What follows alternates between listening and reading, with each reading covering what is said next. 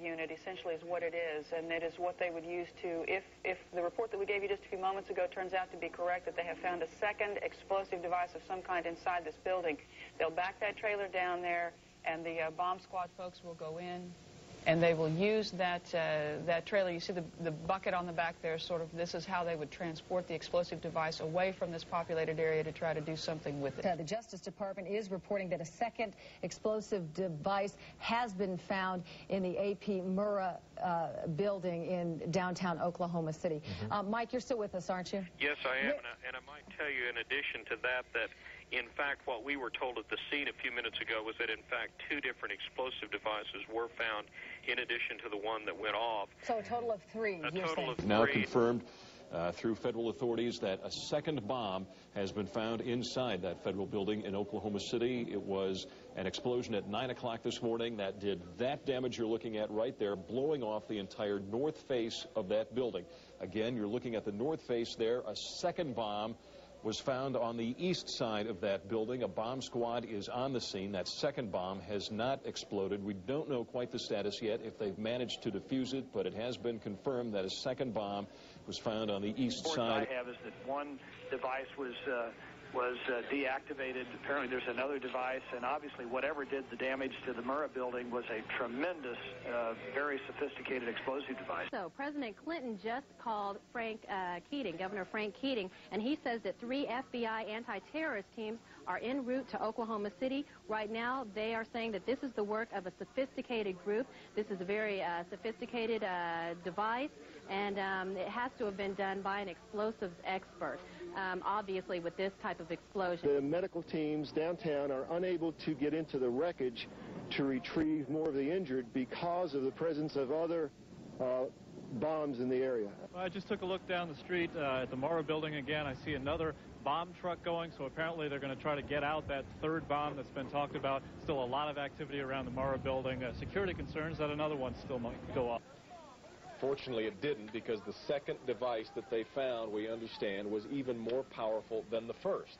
They then found a third device, and you can see the look on this woman's face at the fear that she might have to go through the same thing again. They then found a third device, which was also larger than the first. Hard to feel lucky at this point, but certainly through some good work by some munitions experts and the explosive sniffing dogs, further tragedy has almost certainly been averted here. But it was a great stroke of luck that we actually have got diffused bombs. It's through the bomb material that we will be able to track down who committed this atrocity. It would have been an incredible help to have been able to get a hold of those unexploded bombs. Unfortunately, the BATF, according to police and firefighter testimony, were inside removing them and spiriting them away because they had to keep their story straight that there was only one bomb, a truck bomb. Out of hundreds of people we interviewed, we couldn't find a single person who said they'd heard only one explosion. But, you know, did you live here, Charles, at the time of the bomb? I live here. I work right here in this building. I was at work. I was at work. Did you feel it? Yeah, I thought this building was blowing up. How many blasts did you feel? 2. And how far apart were they? Oh, probably about boom, and then it's boom.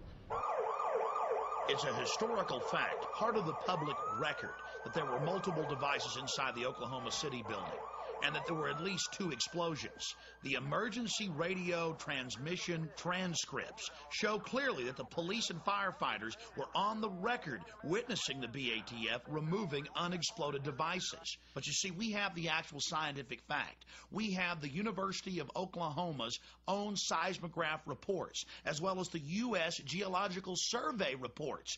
2 different scientific institutions showing multiple explosions. But you see, McVeigh would have had to have had accomplices, and that didn't fit in to the federal story, especially if the reality showed that it had to be somebody who had access to a federal building for long extended periods of time.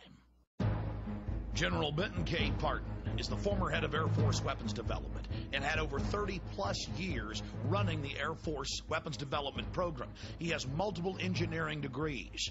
General Parton was amazed by press reports claiming the building had been blown in and that a truck bomb could cause that damage, when even basic understanding of explosive signatures shows that the building was blown not from the outside in, but from the inside out. Within days of the blast, General Benton K. Parton was on the scene.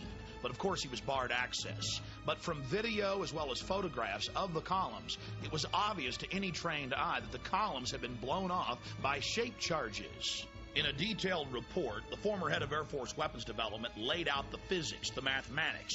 It was a physical impossibility for a truck bomb, even made of military-grade explosives, couldn't even begin to approach the damage that was brought against the Oklahoma City Federal Building. Now the seismographs come in. You see, the seismographs first registered one distinct explosion and then a group of explosions so close to each other that they couldn't be separated. You see, the feds had to have a diversionary blast. They had to be able to tell the world that it was that lone nut McVeigh out front. You see, they needed McVeigh's truck bomb outside so they could cover the fact that there was actually explosives inside the structure. And if you look at the actual crater that was there, it was so small it could hardly be measured. But later in media reports, it got bigger and bigger and bigger. Another key piece of evidence that General Parton raises is that a single bomb explosion cannot account for the failure of column B, which was further from the truck bomb than columns B4 and B5, which did not fail.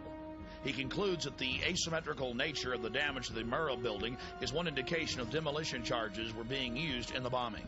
In modern history, literally thousands of structures of every type and design have been destroyed commercially to make way for new structures. But that didn't matter to the BATF, the federal government, and the media.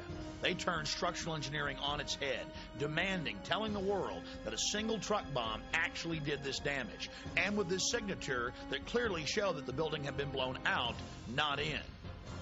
Not only was the scientific and engineering world in shock disbelief, the general public wasn't buying the story because they'd seen what had happened. Now let's go to an actual news report the day of the tragedy. Some of the floors have just crashed together. I mean, there are some points where you just literally can't get in at all. And then from Chopper 4, at some particular points, we could see all the way through the building. That's the force of the explosion. It just blew out all the walls and everything inside. Blew out all the walls, blew out all the walls, blew out all the walls. Outraged by the federal cover-up, leaders from across Oklahoma, led by State Representative Charles Key, banded together to put together the final report, 550 pages detailing this criminal federal operation. Now let's look at the cowardice of the BATF. You see, they got a warning, but they didn't pass it on to the children in the daycare center. What he told him is that he thought that they had received a tip that morning of the bomb. Yet another witness, a rescue worker, says after she talked with an agent at the bombing scene, she also suspected the ATF was warned and agents stayed away from their office that morning. I asked him if his office was in the building, and he said yes, and I asked if there were any ATF agents that were still in the building, and he said no, we weren't here. Witness number one approached an ATF agent nearby.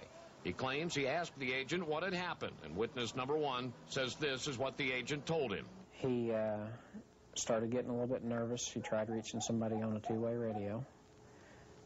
Couldn't get anybody, and I told him I wanted an answer right then.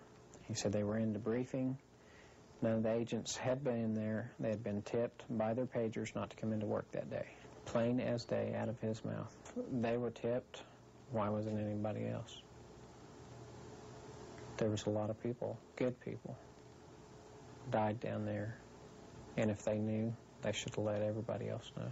Oklahoma City paramedic Tiffany Bible, who heroically responded just minutes after the blast on April 19, 1995, swore in an affidavit that when she arrived, the BATF was in full mop gear, bomb gear that takes at least 30 minutes to put on. When she asked them, oh my goodness, were you guys hurt inside the blast? They said no, we got tipped off by our pagers not to come in today. Agents forewarned about a bomb in Oklahoma City. Did they know the Murrah building was a target? The ATF says no, absolutely not. But tonight in a story you'll see only on the news channel, you're about to hear otherwise from people who were at the Murrah building that morning. We're asking simple questions and we can't get any answers, so it makes us that much more curious, you know. Where the hell were they? The news channel did ask for a private meeting with ATF officials to discuss the credibility of these witness reports. But the ATF refused, saying they had no more to say on the subject. Lee Harvey Oswald acted alone, and so did Timothy McVeigh in Oklahoma City. So we're meant to believe.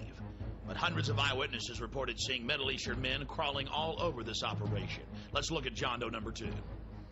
because I sat there and I seen McVeigh was with another person. Do you have any doubt in your mind that there was a passenger in the Ryder truck?